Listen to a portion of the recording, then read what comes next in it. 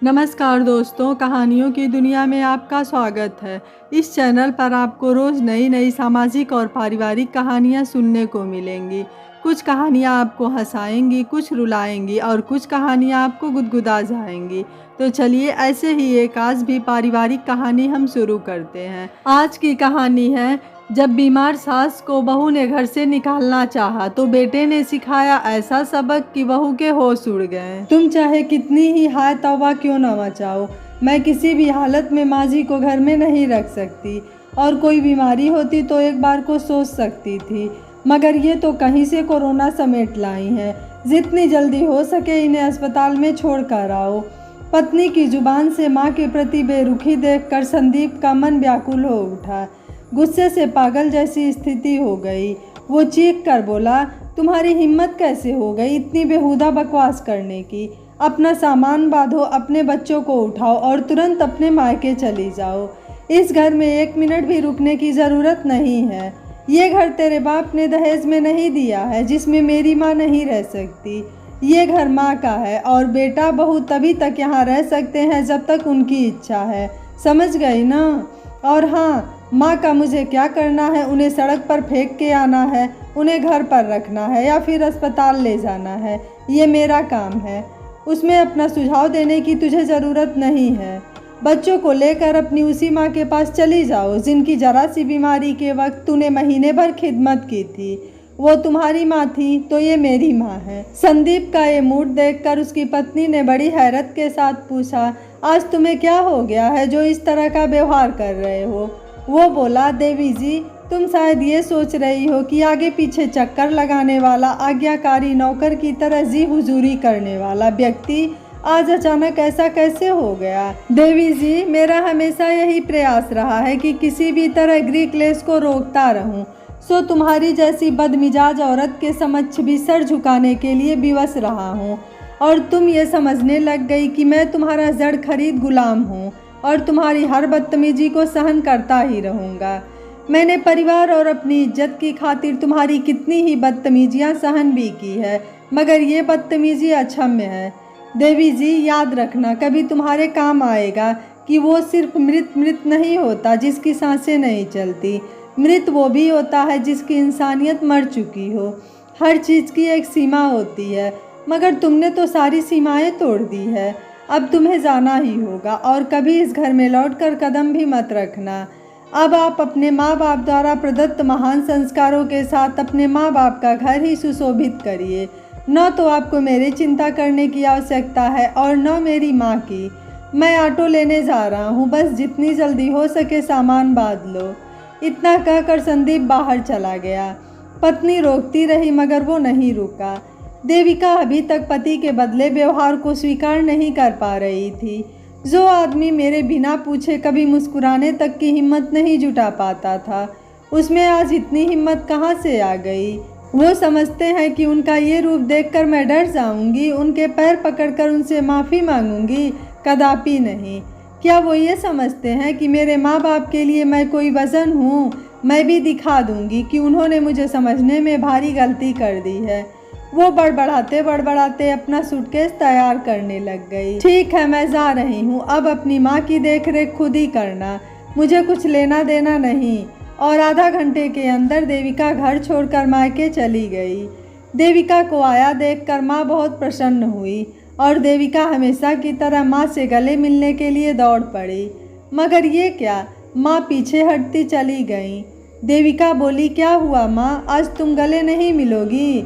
नहीं बेटा, तुम आई हो बहुत खुशी हुई है, मगर तुम्हें बच्चों समेत पूरे 14 दिन तक ऊपर के कमरे में रहना पड़ेगा। इस दौरान तुम छत के अतिरिक्त कहीं नहीं आ जा सकती हो।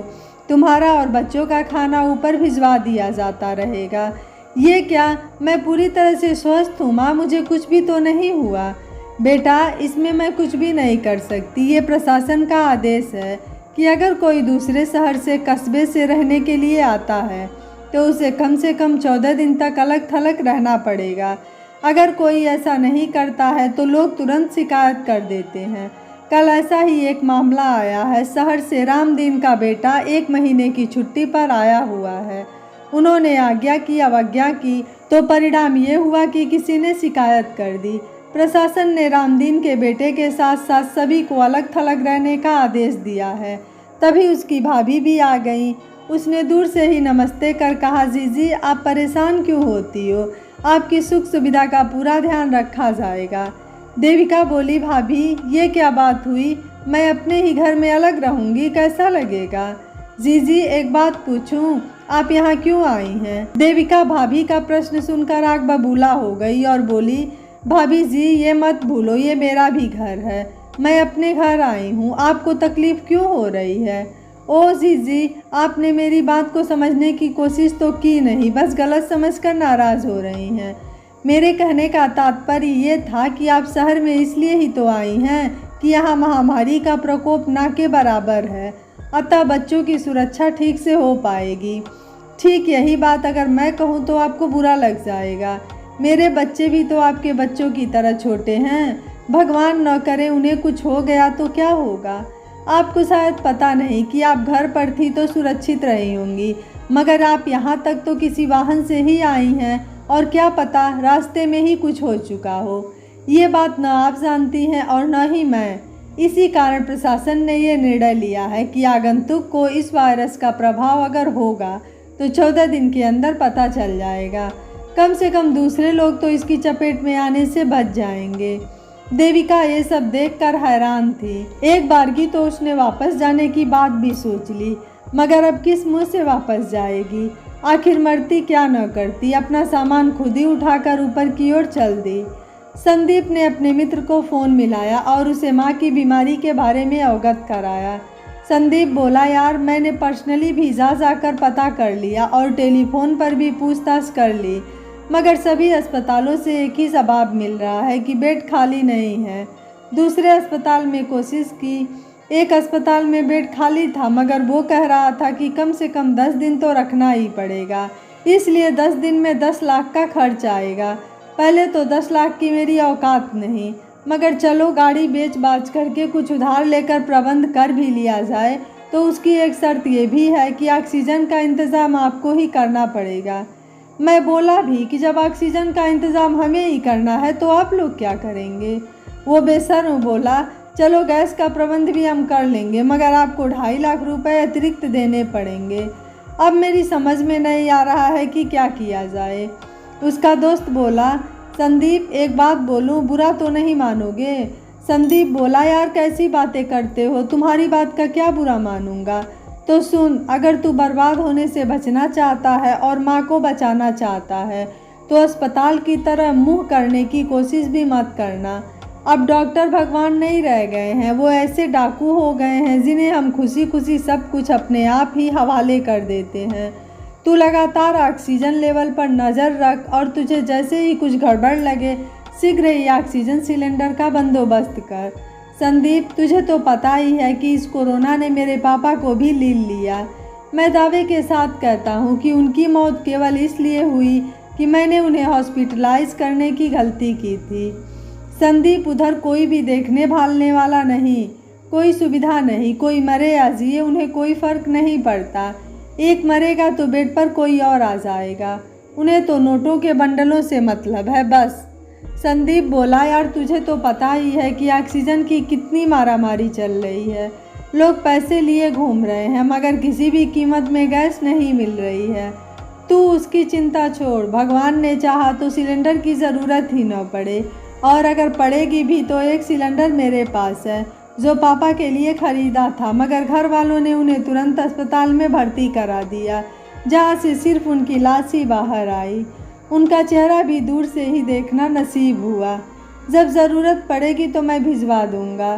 पूरा सेट मेरे पास तैयार है। जहाँ तक और गैस की ज़रूरत की बात है तो मेरे पास उसका भी जुगाड़ है। संदीप बोला, ठीक है यार, तेरे से बात करके मुझे सच में बहुत तसल्ली मिली है। संदीप ने अपने ऑफिस का काम करने के लिए लैपटॉप खोल लिया, मगर उसका जी नहीं लगा। उसने अपनी गर्दन पीछे सोफे से टिका दी और आंखें बंद कर यादों के भंवर में उलझता चला गया। बचपन में एक दिन न जाने मेरी किसी गलती पर पापा ने मुझे हल्का सा झापड़ रसीद कर दिया था और मैं बुरी तरह से रोने लगा था। माँ ने हंगामा खड़ा कर दिया था। इतना ही होता तो भी ठीक था। माँ पूरे सप्ताह भर पापा से बोली तक नहीं थी। पापा ने भी इस बात पर रोष व्यक्त किया था कि यदि इसकी हर गलती पर तुम यूं ही इसका फेवर करती रही तो एक दिन तुम्हारे लिए ही दुखदाई होगा। मगर माँ ने साफ कह दिया, चाहे कुछ भी गलती क्यों न की हो, तुमने उसे मारा क्यों? माँ मुझे गोदी में लेकर घंटों मेरा गाल सहलाती और चूमती रही थी। सप्ताह में कम से कम 2 बार अवश्य ऐसा होता था कि छुट्टी के बाद वो मुझे मेरे स्कूल के गेट पर ही प्रतीक्षा करती मिलती थी, जबकि मेरे लिए रिक्शा लगा रखा था। मेरा स्कूल घर से लगभग आधा किलोमीटर से ज़्यादा ही था, मगर माँ मुझे इतनी दूर से भी एक हाथ में मेरा बैग और मुझे कंधे पे डालकर बिना थके चली आती थी। उसी माँ को मैं अस्पताल में मरने के लिए छोड़ आऊँ। अचानक 2 दिन पूर्व का एक वाकया उसके मस्तिष्क में घूम गया। वो अस्पताल दर अस्पताल चक्कर लगाकर घर वापस आ रहा था कि सड़क के किनारे भीड़ देखकर उसने अपनी गाड़ी रोक दी। नीचे उतरकर पूछा कि माजरा क्या है, तो पता चला कि अभी थोड़ी देर पहले ही कुछ लोग एक बुजुर्ग को कार में लेकर आए और यहाँ छोड़कर भाग गए। बुजुर्ग की हालत ठीक नहीं है। संदीप को सब कुछ समझ में आ गया था। वैसे ही आज की युवा पीढ़ी बुजुर्गों से ज़्यादा लगाव नहीं रखती, और ऊपर से छूत की बीमारी। घर वालों ने सोचा होगा कि कहीं ये बुजुर्ग परिवार के किसी अन्य सदस्य को न ग्रसित कर दें, इन्हें रास्ते से ही हटा दिया जाए तो बेहतर रहेगा। और इसके अनुसार परिवारजनों ने या इनके दुष्ट बच्चों ने लाकर यहाँ पटक दिया होगा। तभी अपनी माँ की आवाज़ सुनकर वो चौंक गया और शीघ्रतापूर्वक उनके पास पहुँच गया। माँ ने कहा, बेटा क्या ऑफिस का काम कर रहा था? संदीप बोला, हाँ माँ, काफ़ी देर से तुझे देखा नहीं था इसलिए आवाज़ लगाई थी। संदीप ने तुरंत ऑक्सीमीटर से ऑक्सीजन लेवल चेक किया जो बिल्कुल ठीक था। उसकी माँ ने स्वयं ही थर्मामीटर मुंह में रख लिया। संदीप ने चेक किया तो 101 पर था। माँ बुखार 101 है, लो तुरंत ये दवा खा लो। दवा खा लूँगी, मगर एक बात बता कि क्या बहू और बच्चे कहीं गए हुए हैं? 2 घंटे से न बच्चों की आवाज़ सुनी है और न देविका की। संदीप बोला, माँ मैंने बच्चों के साथ देविका को ये सोचकर उसके मायके भेज दिया कि कहीं बच्चे संक्रमित न हो जाएं। माँ मुस्कुराई और बोली, अब तू अपनी माँ से भी झूठ बोलने लगा? नहीं माँ, सबसे बड़ा कारण यही था क्योंकि वहाँ के हालात अभी तक बिल्कुल ठीक है, वहाँ पर बच्चे सुरक्षित रहेंगे। संदीप की माँ बोली, ये तो तूने ठीक ही किया, मगर दुनियादारी को देख कर चला कर। गुस्सा और भावुकता दोनों ही ऐसे गुण हैं जिनसे प्रायः काम बिगड़ जाते हैं। माँ का इशारा संदीप अच्छी तरह से समझ रहा था। उसने तुरंत विषय बदल दिया। वो बोला, माँ मेरा थोड़ा सा काम बचा है, उसे निपटा दूँ और फिर तुम्हारे लिए दलिया बना दूँ? माँ मुस्कुराई और बोली, तू जो भी बना लाएगा मैं खा लूँगी। देविका देविका, सासू माँ की आवाज़ सुनकर वो दौड़ती चली आई और बोली, क्या हुआ माँ? अरे घबरा क्यों गई? मैं तो ये कह रही थी कि आज पेट लगी हुई है, ताज़ा ताज़ा सब्जियां आई होंगी, अगर तेरी इच्छा हो तो मेरे साथ चल। देविका सहर्ष उनके साथ चल दी। सब्जी तो सासू माँ ने ही खरीदा, मगर देविका का हाथ कसकर पकड़ रखा था, मानो डर रही हो कि अगर हाथ छोड़ दिया तो कहीं पेट में खो न जाए। देविका ने भी अपना हाथ छुड़ाने की बिल्कुल भी चेष्टा नहीं की। तब तक किसी ने टोका, अरे माधवी, तुमने आज तो बेटी को भी पैर दिखा दी लगता है। घर के काम से छुट्टी पाने का इरादा है? नहीं सुशीला, घर में ये अकेली क्या करती जो अपने साथ ले आई। तब तक उनकी दूसरी सहेली बोली, माधवी जहाँ तक मुझे पता है तुम्हारा तो एक ही बेटा है, फिर ये सुंदर सी बेटी। तुमने ठीक समझा माधुरी, समझो तो बहू वरना तो बेटी ही है। दुनिया की मैं नहीं जानती, पर मेरे लिए ये मेरी बेटी है, मेरा सब कुछ है और मैं इसकी माँ। अरे वाह, बेटे की शादी कर ली और हमें पता ही नहीं चला। खैर वो दोनों तो चली गई, मगर सासू माँ बैठ के एक किनारे ले जाकर देविका की नज़र उतारने लगी। तू नहीं जानती बेटा, किसी किसी की टोक लग जाती है। देविका की शादी को सिर्फ 2 साल ही हुए होंगे। इन 2 सालों में वो 2-3 बार ही मायके गई होगी, सो भी सिर्फ 1 या 2 दिन के लिए। कभी बुलावे के लिए माँ का फ़ोन आता तो कहती, माँ तुम ही बताओ मैं कैसे आ सकती हूँ, तुम्हारे लिए तो उधर कम से कम भाभी हैं, अगर मैं चली आऊँगी तो इधर माँ का क्या हाल होगा, उनका कौन ध्यान रखेगा। अच्छा ये बात है, तुझे दूसरी माँ क्या मिल गई, मुझे तो भूल ही गई। फिर कहती सदा खुश रहो, अपना धर्म ठीक से निभाओ। ऊपर वाले कमरे में लेटी देविका अचानक उठकर बैठ गई। माँ ने कहा था अपना धर्म निभाओ, और मैंने क्या किया? उनको और माँ को एक विकट स्थिति में छोड़कर भाग आई। उसकी आंखों से आंसू बहने लगे। उसने अपना चेहरा अपने हाथों से ढक लिया।